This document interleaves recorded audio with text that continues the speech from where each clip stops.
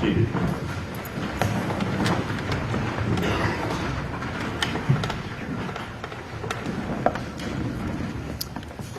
This is an action entitled State of Ohio Plaintiff versus Edward Jacob Wagner, Defendant, 2018, CR 154. Today is the 20th of December, 2018. We are here for a pretrial in this case.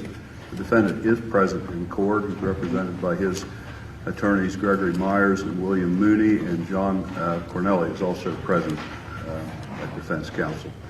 We have representing the state of Ohio, Special Prosecuting Attorney Angela Canepa and the Prosecuting Attorney Rob Jones.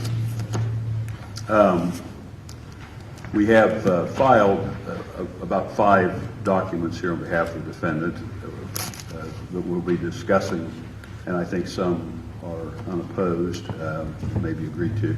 Before we get into that, though, I didn't know whether the state of Ohio has anything specifically that you wish to raise, or any special problems or questions at this time in the case.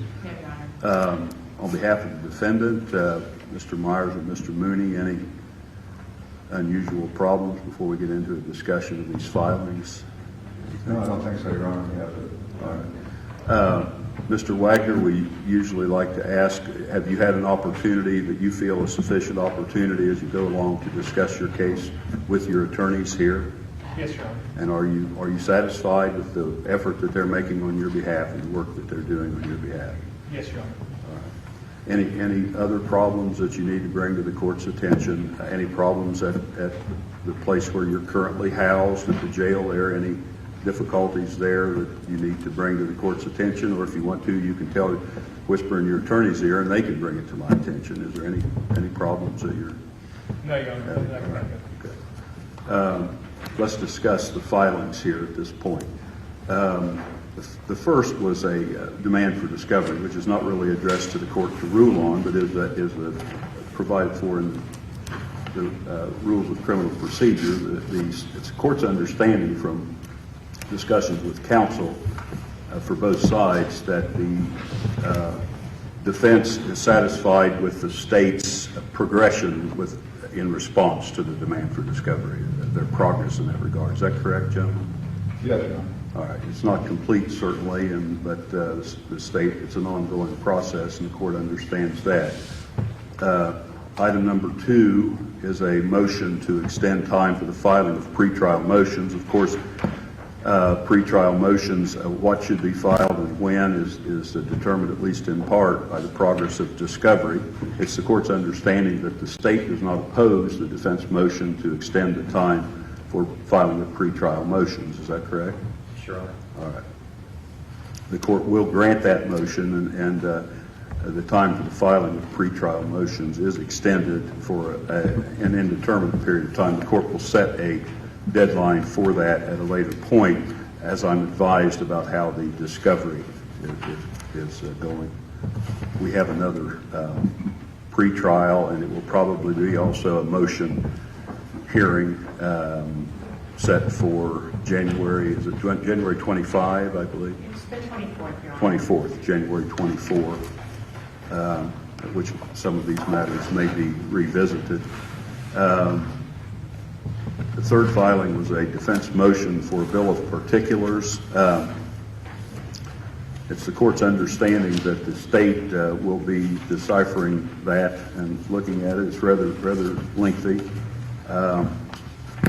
25 pages it looks like, and attempting to make response and or objection to that, I understand, and based upon the state's response, if there is not a response made that satisfies the defense, then we'll be arguing that on the 24th of January. Is that correct?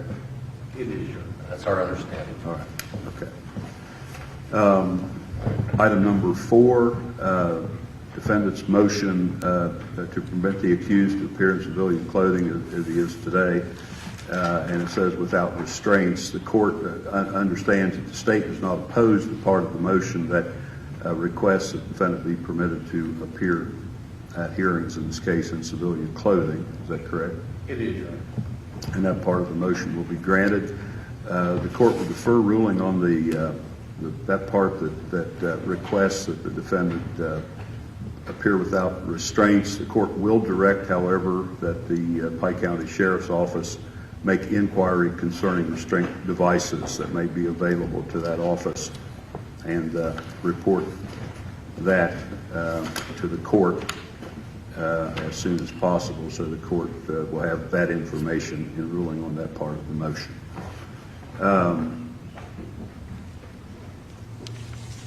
Item number 5, motion to restrain certain parties from discussing the case with the accused. It's my understanding that counsel for each side will be working with each other in order to determine whether an agreement can be reached concerning what restraints should be placed specifically. We already have a gag order, which is applies to a different thing, really, but as to whether or not what conversations or who should be permitted or restrained, I guess I should say, from conversing with the defendant on the subject matter of the case is really the subject matter number 5 here, and it's my understanding the attorneys will be attempting to draft a proposed agreed order concerning that. If there's no agreement, then we'll be arguing that also no later than January 25, and if we need to argue it sooner than that, the court will make time to do that. That's our understanding. Thank you, Judge. Now, that's all I have here that I knew I should bring up today. Is there anything further from the state that you wish to argue or say today? No, Your Honor, I think you did note this for the record, but I would just note for the record that the defendant is appearing in civilian clothing today. You may have already said that, but just so the record is clear, obviously.